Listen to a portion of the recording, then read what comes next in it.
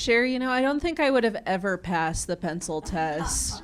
My eyes, not my eyes, my tits also don't like to make eye contact. So, my name's Toria. I dress like Tony Soprano on purpose because somebody once told me dress for the job you want. And let me tell you, folks, I want 2 girlfriends and a lot more therapy.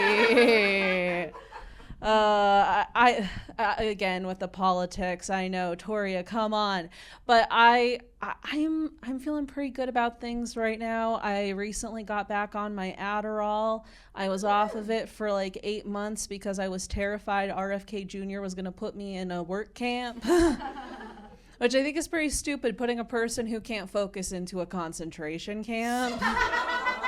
Make it make sense.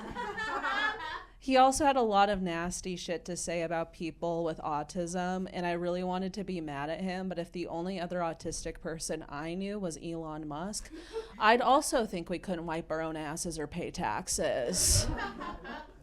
And we've heard a lot about everybody's losing their mind over the Epstein files, and they're like, when are we going to release them? I think all we need to do is give Pete Hegseth his phone back, and we'll have them in 2 seconds.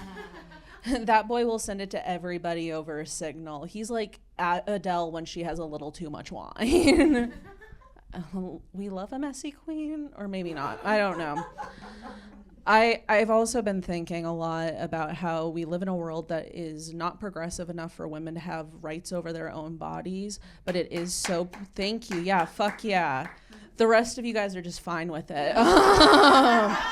That's really weird. I feel like you and I are maybe we didn't want rights? I don't know. But no, I it's not progressive enough for women to have rights over their own bodies, but it is progressive enough that you no longer have to be cool to skateboard. The other day I saw one of those one-wheeled electric monstrosities, and the guy wearing that or riding it was wearing a helmet that had a rear view mirror. Yeah, so he could see all the danger behind him and none of the pussy in front of him. Yeah, no, if you think I'm being mean about that, and you're like, Toria, he's just practicing and being safe. And I say, yes, he is. I went to sex education as well. I know the safest sex is no sex at all.